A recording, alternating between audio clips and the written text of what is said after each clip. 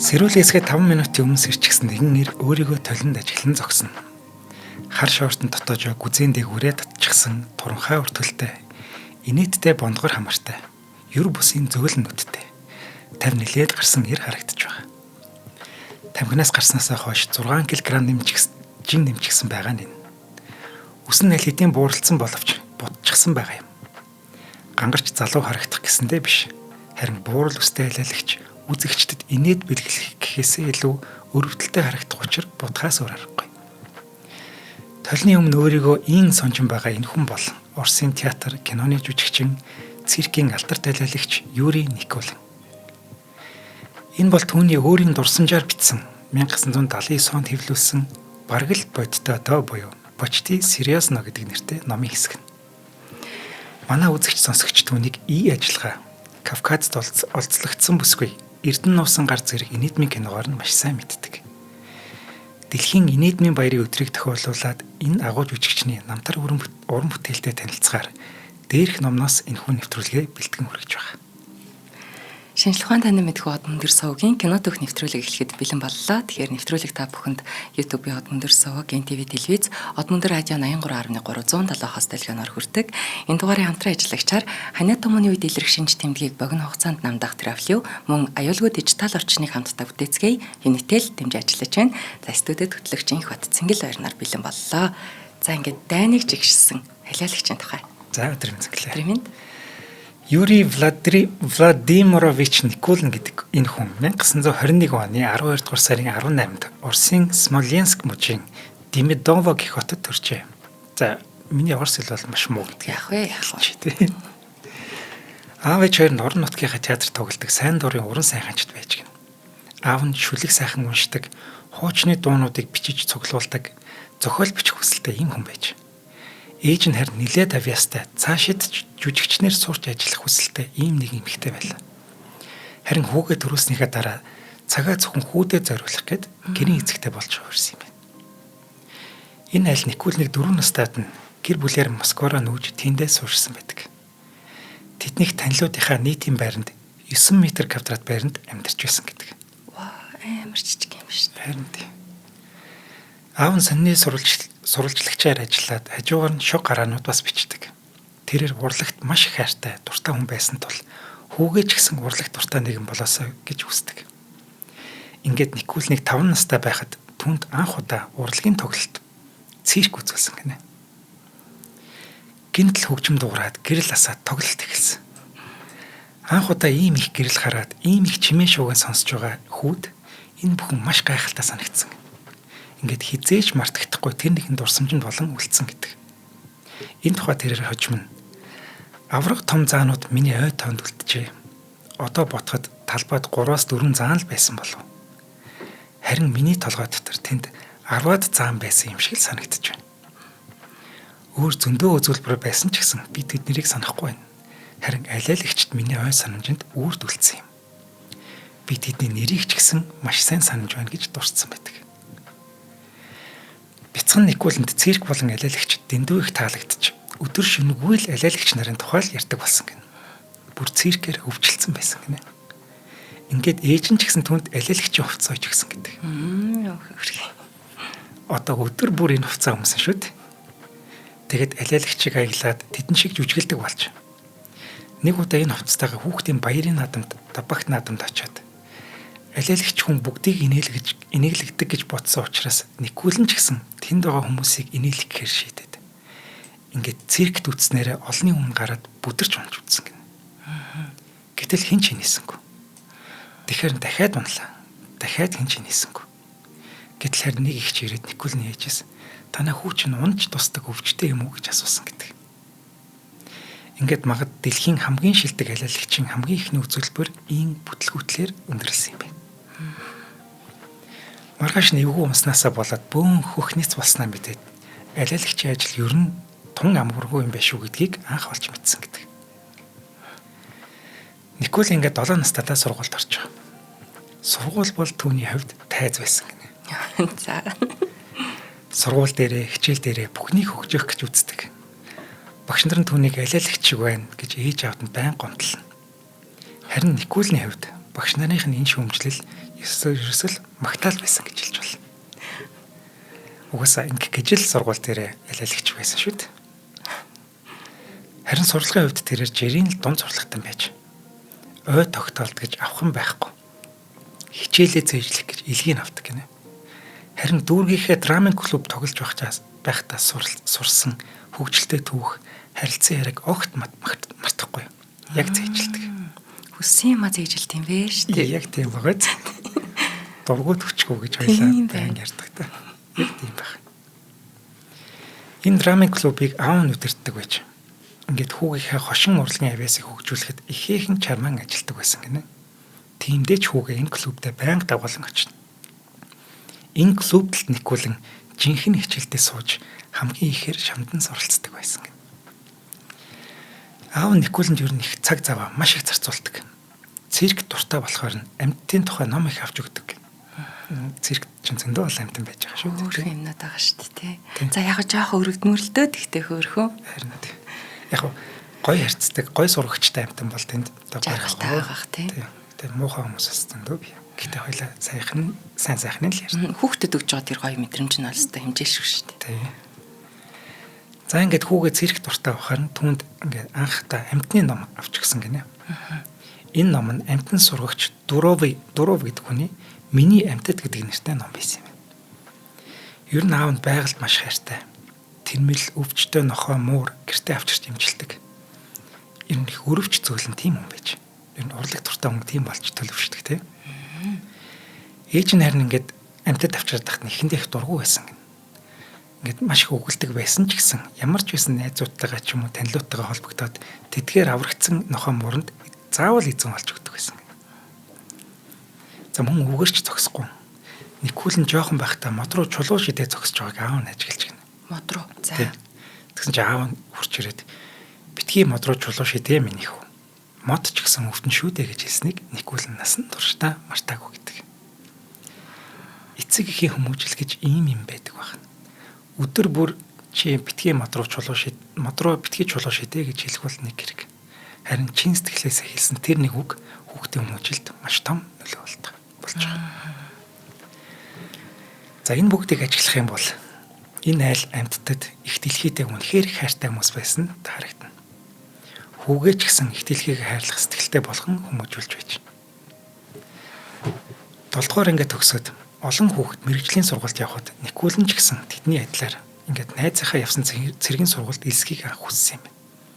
Харин аав ч хоёр хүүгийнхаа ер нь тийм хөвгөлтэй бодлогогүй энэ зан чанарыг мэддэг болохоор энэ цэргийн сургууль явуулсангүй. Харин ойролцоох жирийн сургуульд элсэнд оруулаад ингээд 1939 онд тэрээр энэ сургуулаа төгссөн юм байна. Ингээд сургуулаа дөнгөж төгсөөд шууд цэрэг татагдсан. Тэр даруйдаа л өвлийн дан гэдэг зөвлөлт Финляндийн дайнд явсан байна. Никулан зенитийн буюу агаарын давталганоос хамгаалах их бүүний ангид анх томилогдож байгаа. Энэ дайны үеэр түүний анги нь Ленинград руу чиглэсэн замыг хамгаалж байж. Хүйтэн чихтэй цагууртай ахуй нөхцөл хүнд байнгын буудлагын аюул дунд даалгавар гүйцэтгэх өдөр тутмын энэ ажил нь ерөөсөө бодит амьдрал нь болж хувирсан байна. Энэ ч дайн гэдэг бол маш амар ч үү. Өдөр бүр чиний толгойн хажуугаар сум шүнгэнэ гэсэн үг. Хөл дондор л. Тэр нэг алиалагч болох хүсэлтэй ийм хүүхэд дайн даах явчихаар ямар байх вэ? Тэгээ яхахгүй их орны хамгаалахын тулд хүн бүр явах хэрэгтэй шүү дээ. Ингээд 11 сард дайн дуусаад гэртээ харих нь гэтэл дэлхийн 2 дугаар дайн эхэлчихсэн байсан тул тэрээр фронт дээр үлдчихэж байгаа. Дайны турш 1941-с 45 онуудад Никулан Ленинградын хамгаалтанд байлцсан юм байна. Түүний алба хаж байсан агаарын давталганоос хамгаалах их буучтын агаарын дайралтанд байнга хүртдэг тул маш аюултай газар байж. Дайны жилүүдэд Никулан маань хатгаад усаад агаарын дайралтанд тархины үнд дөргөлт аваад ингээд цэргийн имлэгт имжлүүлж байсан ч гэсэн дайраа дээрдэд буцаад л анги руугаа явна. Ерөөс дайнаас цухтах ямар ч боломж байхгүй. Никулан баруун Латвийн байлдааны шугам дээр ялтаа тэмдэглэж байж дараа нь зүүн Пруст дахин нэг жил албагаад эцэст нь нэгэм зэрэгээс салгагдаж чадсан гэнэ.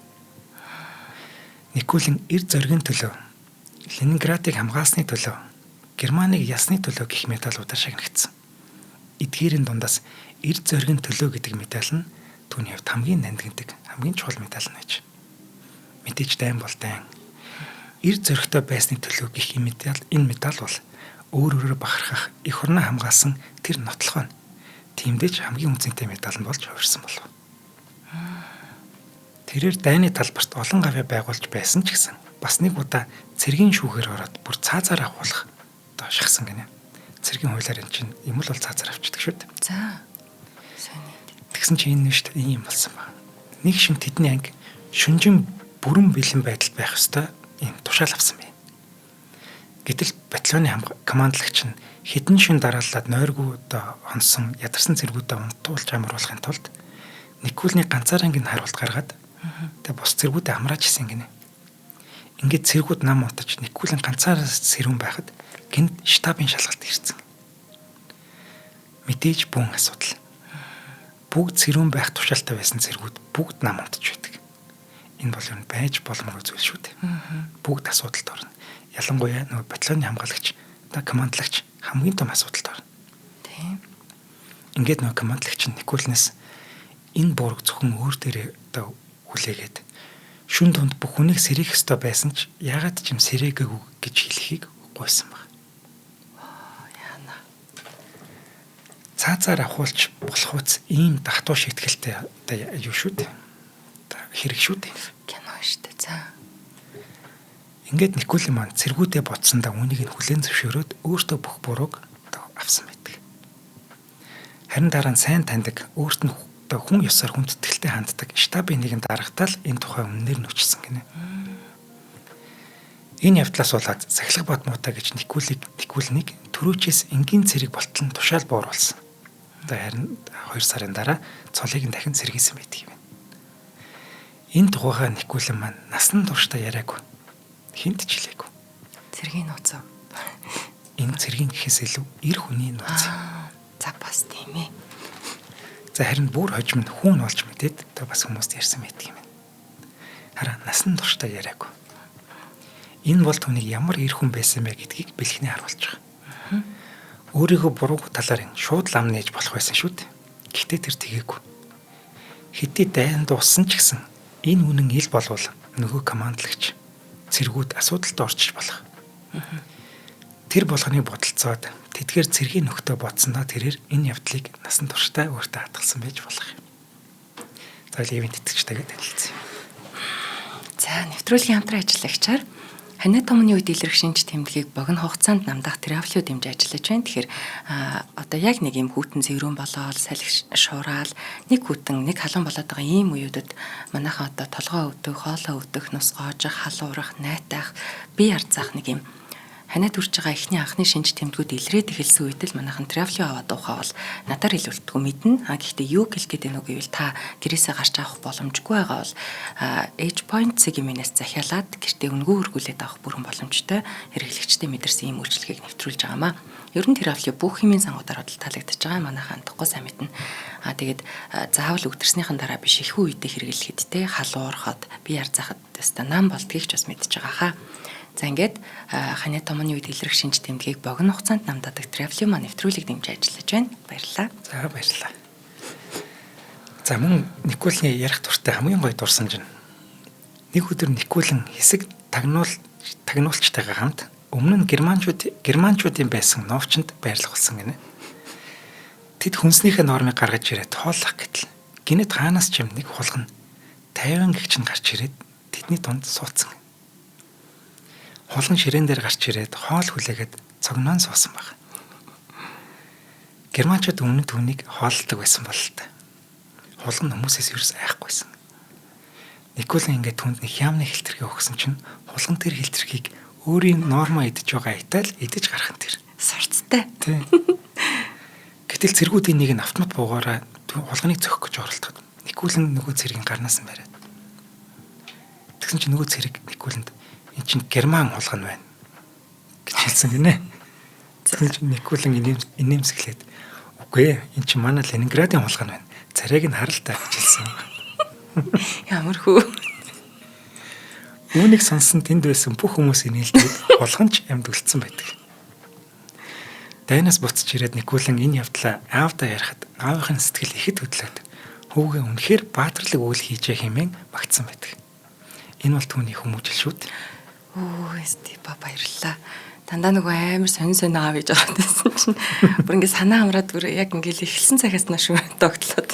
Харин түүний аав ээжийг бүр үнэхээр магтаад баашгүй юм бэл. Дэлхий дээр амьдарч байгаа бүх амьтныг хайрлаарай гэж аав нь сургасан байхгүй. Никулан ч гэсэн яг тэр сургаалыг дагж яваа. Тийм тэгээд нөгөө хин эцэхгүй тоглын тураахгүй гэдэг шиг тэр хүмүүст те тэр дайны шарх авцсан хүмүүст хүртэл хөөхөн хөнгөн маазраад ойлгуулж байгаа тэр байдал нь айгүй гоё. За ингээд Никулан маань 18 нас хүрээгүй байхдаа зэрэг татгдсан шүү дээ. Ингээд бүтэн 7 жилийн дараа дайны талбарт байлдаад золоор амьд гэртээ иргэн ирж байгаа. Олон жил ээж аавыгаа хараагүй тэрээр гэртээ орж ирэхэд цэрэгт явахад нь халиурсан хар устай махтааш үлтэй байсан хийж нь цал буурал устай болоод танигдахын аргагүй дурсан байж. Москвад дайны турш аав ээж хоёр нь хориглолт босгож нөхөхсаар байгаад ийм байдалтай болсон гинэ. Дайны хатуун ширүүн сургууль Никуланд өөдрөг үзэл амьдрал дэндүү хайртай байхыг сургасан гэдэг. Никулан аз жаргалын талаар ингэж өгүүлсэн гэнэ. Би хамаа намаагүй хүн. Надад аз жаргалтай байхын тулд маш бага зүйл л хэрэгтэй. Саяхан гудамжинтай эмэгтэй ямар их аз жаргал вэ? Би 10 рублээр утсан зайд судалдаж авлаа шүү дээ гэж ашиглахад нь түүний царайнд жинхэнэ аз жаргал тодорч байсан. Би түүн рүү хараад л яг адилхан аз жаргалтай болчихсон. Надад аз жаргалын тухай өөрийн гэсэн ойлголт бий. Хэрв хүн бүр өөр ганц л хүнийг аз жаргалтай болгож чадвал дэлхий дээрх бүх хүн аз жаргалтай байх болно гэж тэрээр хэлдэг юм байна. Ямар гоё үгүй. Бидний өмнө ярьсан түүхэдд унган багын авьяастай хүн болгон түүнийг хараад дэлхийн шилдэг болох юм байна гэж мэдчихвэсэн гэх түүхүүд баггүй байсан. Харин Юрий Никуланы хувьд байдал эсэргээрээ байж. 1946 онд цэргээс халагдсныхаа дараа тайзны тухай мөрөөдөж байсан Никулан Москвагийн театрын сургуульд элсгээр шийдэж гинэ. Түүний анхны зорилго нь бүх холбоотны кино урлагийн дээд сургуульд элсэх. Гэвч элсэлтийн хороо туранхай, энгийн гадаа төрхтэй ичимхий залуугаас ирээдүйн отыг олж харсангүй. Зүгээр л шуутхан та кино урлагт тохирохгүй юм байна гэж хэлсэн гэдэг. Дараа нь театрын урлагийн дээд сургуульд орох гэсэн оролдлого нь дахиад л бүтлгүйтсэн. Тэнд байдал мөн л давтагдсан гинэ. Хүсэлт гаргагч нь уралдаан шалгаруулалтанд тэнцээгүй бөгөөд шалгалтын хорооны гишүүд түүний өгдлийг драмын тайзанд хангалтгүй гэж үзлээ гэдэг хариу авсан.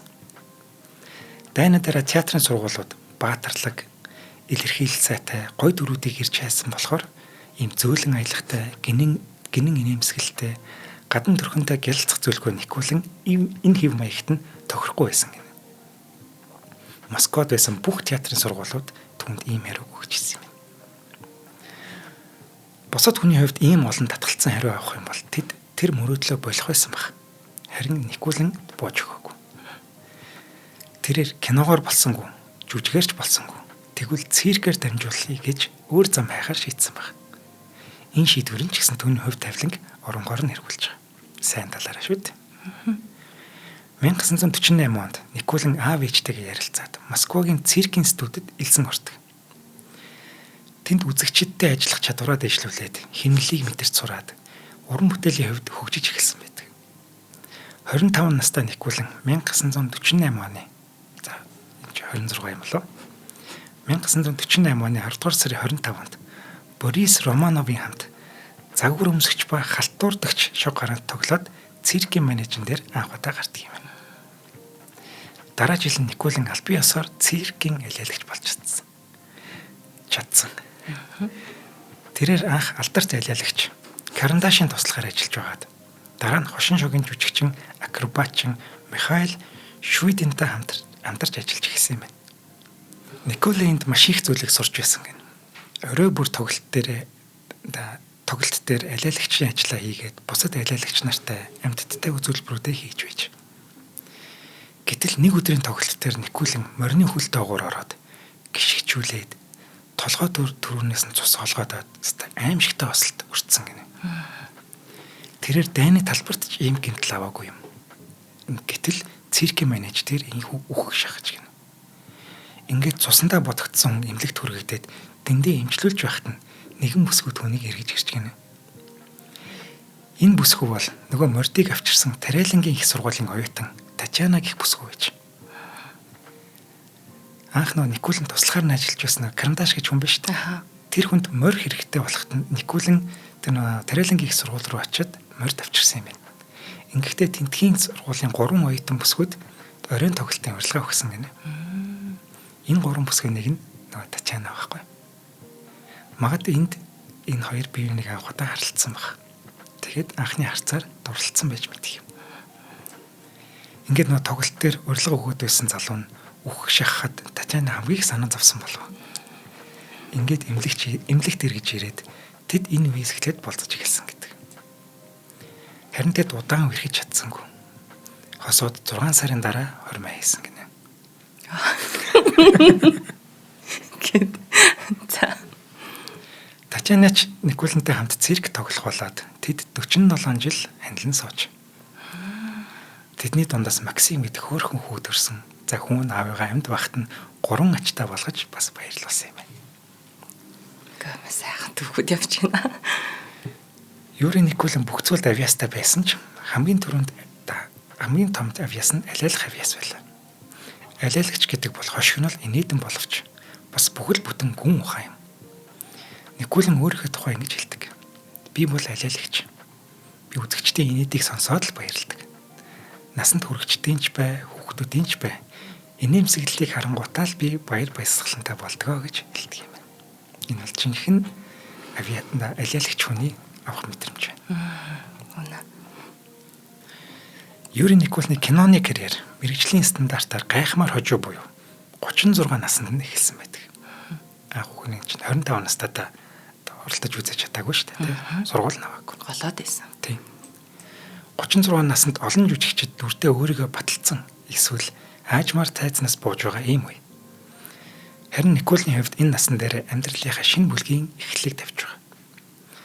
Энэ үед Никулэн циркийн жүжигчин гэдгээрээ аль хэдийн од болчихсон байсан. Маш алдартай. Никулэн алиалагчаар ажилласаар үзэгчдтэй харилцах өвөрмөц туршлагатай. Үггүйгээр ярих чадвартай болсон баг. Эдгээр чанаруудыг нь 1950-ад оны сүүлээр инээдмийн кинод юр бүсийн жүжигчдийг хайж байсан найруулагчид анзаарсан юм. Анзаархаас ч аргагүй тийм ээ. 1958 онд Никулэн гитартай охин кинонд бүтлгүй пиротехникч буюу утаа хувинаар тесрэлт дэлбэрэлт хариуцдаг мэрэгчлэтний ийм дүр тоглосон юм байна. Инээдмийн дүр. Никулэн уламжлалт байдлаар инээдмтэй дүр гаргалгүй.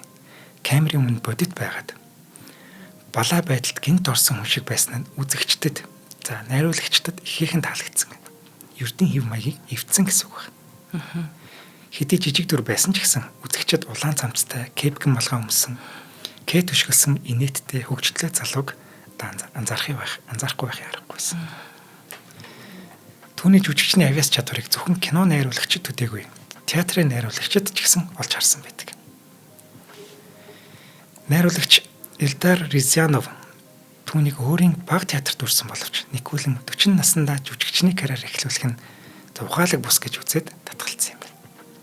Түүний дараагийн тоглосон Барбос нохой ба юр бүсийн гүйлт. За миний орсоор юусэн хэлээд үзчих. Пьес Барбос Небичний кросс гэдэг богино хэмжээний кино жүжигчний амьдралыг нь бас оронгоор нэрвүүлж байгаа. Энэ кинон дээр анх удаа заяа бидний хамгийн сайн мэддэг хүүхэд насны киноны хамгийн гоё эсрэг талын дөрүүд болох хулчхар бүтлгүй зөнгөр гэмэх алдарт нөгөө урвалч нь дэлгэцэнд анх удаа гарч ирж байгаа юм байна. Никулэн маань Балбес буюу бүтлгүүн дүр тоглохыг зөвшөөрөхдөө энэ дүрийг ийм алдартай болчин чинээ бодоагүй. 1961 онд гарсан энэ кино үзэгчд болон шүүмжлэгчдийн талархлыг хүлээж тэр даруйдаа л томог болсон. Уг кино бүр Каннын кино наадамд хүртэл шилдэг нэр дэвшиж байсан ийм кино. Юрий Никулэн дэлгэцийн од болж энэ авьяаслаг жүжигчний тоглолтыг дахин нэг үзэхээр ирсэн хүмүүс цирк рүү одоо хошуурцгааж байгаа. Энэ амжилтанд бусад кино төслүүдийн ч гэсэн үүдийг нээж өгсөн гэнэ. Энэ бүтлгүй гэдэг дүрийнхээ тухай Юрий Никулин нэгэн ярилцлага дээр одоо миний тухай агуу айлалагч гэж худлаа бичдэг болжээ. Гэхдээ надаас илүү айлалагчд байхад миний агуу гэж юу байх вэ? Тийм ээ. Бид сайн айлалагчд байсан. Суурьтай айлалагчд байсан. Гэхдээ намайг алдартай болгосон зүйлд бол кино урлаг юм. Үзэгчид намайг бүтлгүүн дүрээр харж би ч түндэн тоглодог байсан. Би бүтлгүүг эсрэг дүр гэж үздэггүй. Хачин, хөвгөлтэй, сайхан сэтгэлтэй түнд би хайртай байсан. Харин урагч эсвэл тагнуулчин дүр тоглох санал надад тавихад нь би татгалцдаг байсан юм шүү гэж хэлсэн байдаг юм. Яг дүрээ мэдэрнэ, дүрээ судлана, дүрээ бүтээнэ гэдэг яг л энэ баг. Хэдий тэрээр эсрэг талын дүрч гэсэн маш хөвгөлтэй, тэгээ сайхан сэтгэлтэй нэгэн байдаг шүү дээ. Яг үнэ. Тэрийг Никулин маань ийн одоо өөрөө мэдрээд тоглодог байсан баг. 1968 онд Леонид Гайдай Эрдэнэ нуусан гар гэдэг кино нээлттэй хийснээр Никулин зөвлөлтийн кино урлагийн амьд домгуулж хувирч байгаа. Зохиол болон энэ Семен Горбунковын дүрийг яг Никулин зориулж бичсэн гинэ. Энэ кинон дээр бас Никулины эхнэр хүү хоёр бас тоглосон юм байна. Тийм үү. Энэ их гоё кино тийм манайхаас бүгд мэддэг хата. Өстой гоё кино.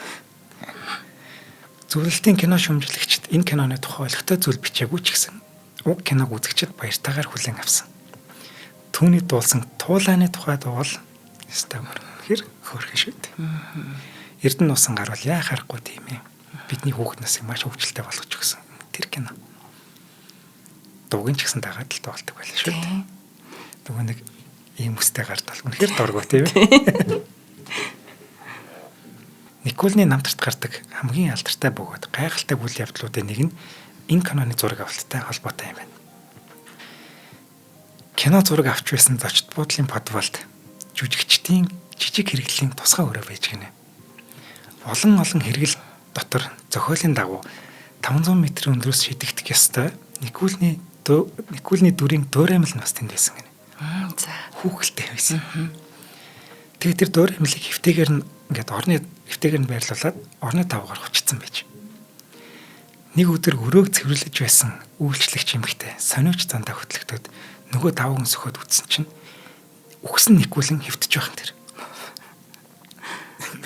Аимшигтай юм болно өстэй. Гэтэл нөгөө үйлчлэгч эмэгтэй чинь бас нисэх хонгоцны буудлын дээр давхар ажилтдаг байсан юм. Ингээд тэндээ очиод бас цуу яриа тархаж өгсөн гэнэ. Хөгцсөн гэнэ. Никулин өмөр. Боже мой. Яасан сенсацтай цэвэрлэгч үйлчлэгч үү. Ямар ч юм ингээд маш хөвгөлтэй. Сөхөж хараад шууд гүйтсэн юм байна л да ер нь. Хөрхий. За энэ төслийн дараа моднууд том байх үед хэмээх огт нийтмийн бус кинонд та тоглож байхдаа Никулин дүрийнхээ хувцастай хажуудлын дэлгүүр орох гэсэн. Гэтэл оруулаагүй гинэ. Гэтэл би жүжигчин хүн юм аа гэд тайлбар тавьсан ч гэсэн та оруулсангүй. Ийм жүжигчдийг би мэднэ. Энүүгээр 5 хоног эргэлдээ үйдтэй гэд сэргүүлэх дуудаа шүү гэдэг. Дэлгүүрийн дарга түүнийг ерөөсөө халгаагаагүй. Гэт найруулагч ирж байж Никулин нэг юм орж ундаа авч басан гэдэг. Ивэ. Тэ. Ийм л ингийн царайтай хүнтэй. Тэгсэн яагаад оруулахгүй байсан гэхээр Никулин тэр кинон дээр орон гэргүй хүний дүр тоглож исэн юм байна. Ингээд урахаа норхоо хувцастай нэг дэлгүүр рүү орох гэж үзэхгүй юу? Ингээд дэлгүүрийн дараа нь ойлгосныхаа дараа оруулсан гэдэг. Ингээд энэ годомчны дүртэй маш сайн ороод үнэхээр яг тийм годомчны хүн шиг л байсан чинээс шууд харагдчих. Зөвхөн камерын өмнө шүү тийм ээ. Ингээд тэнд бүр энэ үйл явдлаа маш баяртай гэдэг гэнэ. Өөрөө угаасаа бүр намайг яг годомчны хүн гэж бодох нүггүй юу гэсэн туршицсан явж исэн байгаа бүр. За бараг л тэгж байгаа тийм. Дүрийнхаа юмыг олцсон л. Никулин зүгээр нэг инээдмийн жүжигчин биш. Гайхалтай жүжигчин байсныг Сергей Бондарчукын найруулсан Тэд эх орныхоо төлөө тулцсан юм гэдэг кинон дээр бүрэн баталж харуулж байгаа. Маш нухацтай дүрд тоглолдог юм. Яг тийм.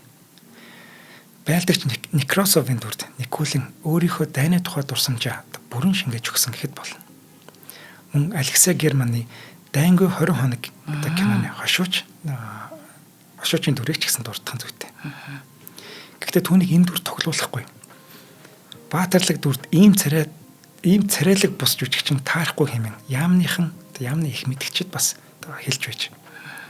Харин зохиолч Константин Симонов энд нь уурлаад би энэ дүрийг Никулэнд л зориулж бичсэн юм. Та нар юугаа мэдтий ингээд бүр бот нэрхснээр яамныхын шалтаа буугаад ингээд Никулэнд энэ дүрийг өгсөн гэдэг. Ийхүү цэргийн сурвалжлагчийн тухай зүрх зүссэн ийм зөөлөн мэдрэмжтэй энэ кинонд Никулынх болсон түүхтэй юм байна. Хожим алдарт Ролан Биковийн Мануухай хэмээх өсвөр насныхны дээрлэхэлтийн тухай кинонд манай өвөгийн дүрийг гайхалтайгаар бүтээдэг. Гол дүр Ляна тоглож байсан Алла Пугачевагийн охин Кристина Орбакайт байна. Энэ бүсгүй зураг авалтын бус цагаар ч гэсэн Никулыг өвөө гэж хүндэтгэн дууддаг байсан гэнэ. Дүртэй бүр ингэтлээ орсон байх нь. За ивент тэтгэгчтэйгээ танилцаад тэгээд үргэлжлэе. За нэвтрүүлгийн дараагийн хамтран ажиллагчаар аюулгүй дижитал орчныг хамтдаа бүтээн үрээтэй Unitel маань дэмжиж ажиллаж байна. За бидэнд нэг юмыг сануулах гэдэг юм. Unitel Group хэрэглэгч олон нийтийн дижитал мэдлэгийг нэмэгдүүлж цахим орчны эрсдлээс урьдчилан сэргийлэх зорилготойгоор үлгэртэл байдаг гэсэн нэртэйгээр нөлөөллийн компанид ажлыг өрнүүлээд байна. Тэгэхээр одоо яагаад одоо энд ямар үйл ажиллагааг онцолж байгаа юм бэ гэвэл кибер аюулгүй байдлын талаарх мэдээллийг хүн бүрийн сайн мэдэх үлгэрийн түүхүүдээр дамжуулаад ойлгомжтой сонирхолтой хэлбэрээр хүргэж байгаа юм. Жишээлх юм бол одоо цахим орчинд хялбар аргаар мөнгөтэй болгоно, за хөрөнгө оруулал илүү хурдан ашиг олно, тэдэн төгрөгөө тэд болгоод аваарай гэх мэт одоо ийм амлалтаар хүмүүсийг хураад заллилаа их тохиолдол бүр маш их болоод байна. За ийм амархан олдох баялаг бол амьдрал дээр биш үлгэр дээр л байгаа гэдгийг Unitel бас бидэнд сануулад байгаа маа. Тэгээ нөлөөлөх гээд үзээд байгаа. Ер нь 25 оны байдлаар түрүүчийн нэвтрүүлэг дээр хайлт судлаад харах нэ 600 хэдэн тэрбум бид одоо ингэж заллиулдаг бахна шүү дээ. Судалгаагаар 2025 онд мөнгөнд дүн шүү дээ. Мөнгөнд дүн нь 600 тэрбум. 600 хэдэн тэрбум бүр. Тэгэхээр ийм их мөнгийг бид нар одоо дижитал орчинд заллиулдаг бахна байна. Одоо онлайн дэлгүүр яасан ийсэн одоо мөнгө төгрөг өсгөх барих ийм юмнуудаар те бид нар ингэж заллиулсан байна. Тэгэхээр энэ бол та бодоод үзээрэй таны хамаатан донд нэг хүн байж л байгаа. Тэгэхээр бид одоо ийм үлгэрт итгэхэ болёо. Хизээч одоо нөгөө үнгүй юм авалганы авахнд байдаг гэдэг шиг хөдөлмөрлөөгүй мөнгө ер нь мөнгө олохгүйгээс хойш бид одоо бодиттой их сурвалжт нь итгэжээ. Мэдээллийн сайн авчъя. За тэгээд Unitel аль биесны Facebook болон Unitel цагийн маань веб хаягнаас одоо мэдээллүүд авах боломжтой. Тэгээд нийгмийн хариуцлагын хүрээнд одоо ийм гоё нөлөөллийн айныг хэрэгжүүлж байгаа Unitel-тэй маш их баярлалаа. За баярлалаа. Энэ өстө маш чухал юм шүү нэрэ. Харин тийм. Хүний зовж олсон мөнгийг. Тийм. Ер нь маш юутай бай. Хариуцлагатай. Тэгээд их нягтлаа. Тийм. Ятгах тусам нягтал илүү нэг үг яваад байдаг шүү дээ. За хэдий олон кинонд тоглоод зарим дүрэнд домог болон яригадаад Никулэн ч гэсэн өөрөө дэлхийн од болсон боловч Никулэн хуучин цирктэй маш хайртай хэвээр энэ бол мэдээж тодорхой. Энэ хайр нь циркийн урлагт тийм ч дуртай биш хүмүүс ч гэсэн дамжиж очдог байж. Цирк бол түүний гэр байсан. Тэрээр хүүхэд ахуй цагаасаа л энэ газарт дурлаад уран бүтээлийн гараа ягаа эхлээд хайртай ажлаа кино зурхтайгаа хослуулан амьдарч байсан. Никулэн циркийн менежер 30 гаруй жил тоглоод 60 наснда зодог тайлж. Ингээд хайртай мэрэгчлээ баяртай гэж хэлсэн юм байна. Харин тэрээр циркээс явсангүй. Зодог тайлсныхаа дараа 1 жил ерхий найруулагчаар ажиллаад 1982 онд 61 наснда циркийн захирал болсон гинэ.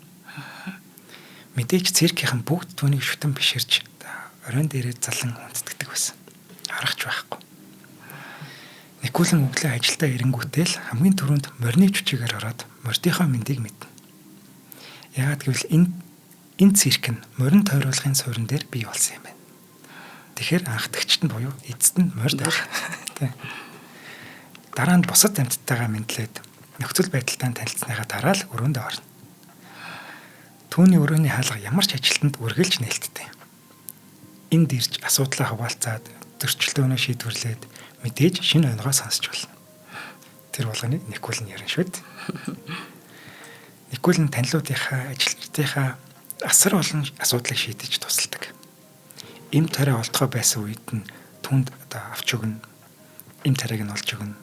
Орон цуцтай болоход нь туслана. За ажилсаг, жүжиглэх ирээдүйтэй хүмүүст ажил олж өгдөг. ажилчдынхаа цайны газарт орж ирээд бүгдэнд нь сайхан хооллоорой гэж хүсдэг хүн тийм захирал нэх олон биш болов. Никулин харин тийм байсан. Түүний удирдлагадор Москвагийн цирк цэцгэлэн хөгжсөн. Норж унж байсан хуучин байрлалыг шинээр байруулахын тулд яам тамга сайд юу гэдгийг тийм одоо олон газарт очиж олон сараар уулзч улаан эрхтэл гүйсэн хүн бол Никулин. Эцэст нь Финляндуудаар шинэ орчин үеийн барилга богинохон хугацаанд чанартайгаар бариулж чадсан хүн бол Никулин. Ингээд 1989 онд Москвагийн цирк шинэ байранда нүүж орсон гэнэ. Цоо шинэ байртай боллоо гэдэгт хичнээн их баяртай байсан нь гарцаагүй. Гэтэл сайнны хажуугаар сар 90 он гарахад энэ төвд байралтай газрын шунсан төрөл бүрийн хүмүүс бүлэглэл тэр газарт нь санаархаад авах гэж янз бүрийн үйл ажиллагаа бас явуулж ирсэн юм байна. Никулник хүртэл занал хийлж байсан гэдэг. Гэтэл чинь Орос орны баатар шүү дээ. Харин Никулин энэ бүхэнд нуграагүй, бууж өгөөгүй. Бүгдийг нь аваад л үлдсэн. 1996 онд Никулин циркийн залуу жүжигчд болон бүхэл амьдралаа хүмүүсийг зугаалцуулахад зориулсан уран бүтээлчдэд туслах зорилготой цирк ба нинжин сэтгэл гэдэг буйны сангаа бас байгуулж ирсэн юм байна. Ямар хүрээ. Энэ сангаараа дамжуулаад олон хүн тусалсан. Одоо ч гэсэн сангийн үйл ажиллагаа хэвийн үргэлжилдэг гэдэг. Никулин гадаадд олон ч удаар тоглолтоор явж байсан. Бүр бяцхан оргодол гэдэг Япон кинонд хүртэл тоглож байсан гинэ.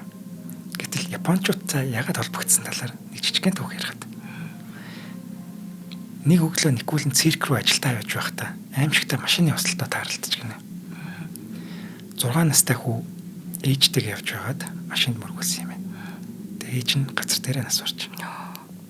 Хүн харин назаар ямар ч гэмтэлгүй байсан гин. Гэхдээ л Никулин тэр хүүд ээжийн цогцыг харуулахын тулд хамгийн түрүүнд хөрмөө тайлж бүтээсэн гин. Удалгүй цагдаад сэргийлэх болоод гэргийн газарт маш олон хүн зүглэрсэн. Никулин тэндээс яваагүй. Замын хажууд уйлж байгаа тэр хүүгийн хажууд Никулин байсаар л байж. Ингээд сэтгэлийн тайвруулахын тулд зангиагаач хүртэл тайлаад өгсөн юм байна. Ингээд цагдаа нар хүүтэй ярилцаж дууссаны дараа Никулин хүүг аваад эмээд нь хөрвчих гээд өөрөө явсан гэдэг. Тэр өдөр Никулин Японы төлөөлөгчтэй ажлын уулзалт хийх ёстой байсан гинэ. Гэтэл дээрх ослоос болоод уулзалтан дээрээ бараг 2 цаг шахуу хоцроод очсон юм байна. Эрэхтэй манай хүн маань ханцуугаа шамалчихсан. Хүрэн зангиаг орж ирсэн. Ингээд Ито Кобаяши тэргүүтээ Токиогийн төлөөлөгчд. Энэ байдал доторсон энэ байдал тэгээд ийм хамаа намайг хувцсан байдлыг хараад үл хүндэтгсэн гэж үзээд циркээс нь чимээг өхөн гараад явцгаацсан. Тэгээ штэ тий. Харин 5 жилийн дараа Кобаяши энэ түүхийг олж сансаад тэгээд Никулнийг тэр даруй Токиод хүрдэг юм. Бүр хувийн онгоц хүртэл гэдэг. Никулин тэр дараа энэ урилгын урайлгын хүлээж аваад Токиод очдөг байхгүй. Гэтэл Токиод очсон чинь онгоцны буудлын дээр 78 Япон хүн зангаагүй, хөрөмгүй, ханцаагаа шамалчихсан түүнийг хөгтөж авсан гэдэг. Түүнд ийм хүндэтгэл үзүүлж байгаа. Никулин хизээч хинтээч үл хүндэтгсэн байдлаар харьцахгүй. Түүнд ийм зан чанар байхгүй. Тэр хүн байхын тухай маш ихийг мэддэг хүн шүү дээ. Яг гоёлээ. Бусдад аз жаргал бэлгэлэх мөч өөрт нь ч гэсэн аз жаргал бэлгэлдэгэ гэдгийг хамгийн сайн мэддэг хүн бол Никулин. Тийм учраас ийм муухай зан чанар хизээж гарахгүй. Угаасаа өөрт нь байхгүй зан чанар юм чинь яаж ч гарах вүлээ те. Дэлхий дээр хамгийн сайхан хүмүүс амьдарч байсан. Сайхан хүн гэж, сайн хүн гэж ямар тодорхойлт байх вэ? Үүнийг тодорхойлоход их хугацаа авах. Харин бид үүнийг товчоор Никулин гэд хэлчих болох юм. Тэрээр цирк 50 жил ажиллахын хажуугаар 40 гаруй киноны гол ба туслах дүрийг бүтээсэн. Тэрээр өөрийнхөө тухай ингэж хэлж байж. Дараа нь миний тухай тэр сайхан сэтгэлтэй хүн байсан гэж хэлбэл би хамгийн жаргалтай байх болно. Энэ нь би үргэлж сайхан сэтгэлтэй байдаг гэсэн үг биш л дээ. Гэхдээ л сайхан сэтгэл миний хувьд хамгийн нийт өргөн тавигдана гэж хэлж ирсэн юм байна. Үнэхээр та үнэ. Бас нэг сонирхолтой баримт хэлэхэд. Түүний нэрээр нэгэн хотыг нэрлэж байж гэнэ. Оо, ямар хүрхий. Тэг. Ер нь бол маш тийм алдартай хүмүүс одоо шинжлэх ухаанчид ч юм уу тийм хүмүүсийн нэрээр нэрлэдэг л тавдаг. Гэтэл ийм алдартай хүний нэрээр нэрлэхгүй байхын аргагүй байсан баг. Ингээд 1981 онд нэгдсэн 4434 дугаартай нэгэн жижиг гарагийг Никулин хэмээн нэрлэж байсан юм байна. За энэ хүн маань Юрий Никулин маань 1997 оны 8 дугаар сарын 21-ний өдөр 75 наснда ертөнцийн мөнхсийг үзүүлж 4 өдрийн дараа түүнийг насаараа ажилласан төрөлх циркийн менежнаас нь үдэн гаргадаг. Никулиныг нутаглуулсан оршуулгын газарт нь алиалагчийн хувцастай хайртай нохотойгоо сууж буй хөшөөг түүний гигэн дурсгалыг хүндэтгэж зөндөрлүүлсэн юм байна. Одоо болтол тэр хөшөөнд шинэхэн цэцгийн баглаа тасардаггүй. Харин түүний хайртай циркийн өмнө бүтлгүй дүрээр нь хөшөө босгосон.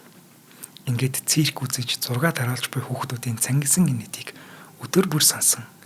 Үрд мөнхөрч үлдээсэн юм байна. Үрд мөнхлөн үлдээсэн юм байна. Маш гоё дөө. Надад энэ Никулин гэж хүн одоо бүх хүмүүст ингэ санагддаг байх нь хүмүүсийн хэл ус өөр байсан ч гэсэн хүмүүсийн ойлголцдог нэг харц нүд гэд нэг юм хэл байгаа шүү дээ, тэ. Гигэн муза тэр бүх жүжигүүд үндсэн хэлээрээ тоглогдож чинь тэр хүний харц тэр хоолойны өнгөөр жүжиглэлтийн бас хэмжиж болж байна.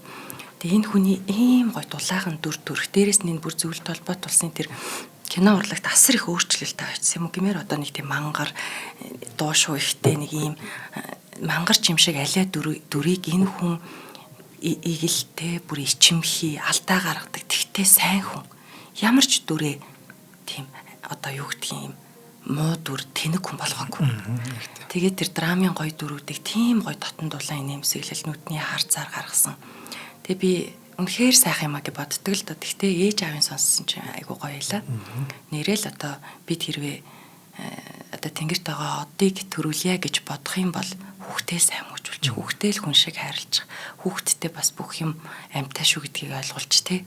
Ямар гоё юм бэ? Бүр одоо нэм циркийн одоо жүжигчин гэдэг хамгийн хэцүү санагдаж байна л да. Ялангуяа хүүхдийг инээлгэнэ гэдэг. Тий. Уйлуулах бол одоо очиод айлгаад уйлуулчихсан. Инээлгэнэ гэдэг айгүй хэцүү ямар очиод улын гижигдэлтэй нэршгэд нэг юм дээр гардгийн. Нэрэл тэр ажлыг хийгээ. Дээрээс нь тэр хүнд дайны дарамтыг даван туулаад тэгээ кинон дээр нь айхтар муу дүр бүтээх боломжгүй үнтэй бүр тэр харцсан тийм юм чинь. Айгүй гоё түүхэн баярлалаа. Баярлалаа зэнглээ. За баярлалаа. Гэхдээ ингэмэр дээ энэ сайхан хүнийг нэрээр ярилгүй яах вэ? Хоёлаа нийтмийн баярын өдөрт зориулсан та түүнийг дурсаж байгаа юм шүү дээ. Тийм биш үү? Нэрээ нийтмийн баярын мэнд төргий. 4 сарын 1-ийн гэдэг байсан уу чамаг? Тэгдэг гэсэн. За шинжлэх ухаан тань мэдхүү од өндөр сувгийн кино дөх нэвтрүүлгийн шинэ дугаар та бүхэнд төрлөө. Та нартай нийтмийн баярын мэнд төргий. За нэвтрүүлэг та бүхэнд YouTube-ийн од өндөр сув болон NTV телевиз од өндөр радио 83.3 170 хос дэлгэнээр хүрлээ. За энэ дугаарын хамтран ажиллагчаар Ханиа томооны үед илэрх шинж тэмдгээ богино хугацаанд намдаах Travelio, за аюулгүй дижитал орчныг хамтдаа бүтээгээрээ Unitel манд хэмжиж ажиллалаа. Нэвтрүүлгийг бэлтгэн өргөсөн инх баттай баярлалаа. Дараагийн дугаараар уулзъя.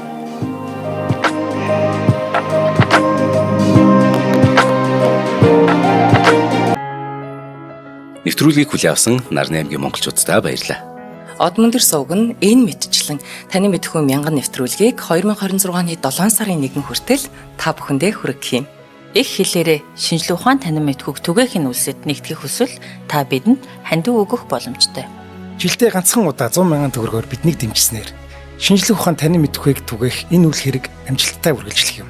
Од мөндөр нэр дээрх Удаагийн банкны дансгаа 4191 тэг 4518. Та 100,000 төгрөгөөр шилжүүлэхдээ гүйлгийн утга дээр нь өөрийн нэр болон утасны дугаараа заавал бичээрэй. 100,000 төгрөг хандалснаар Од мөндөр сувгийн алтан гишүүн болох юм а. Шинжлэх ухаан танин мэдхүй Монголд ялах болтугай.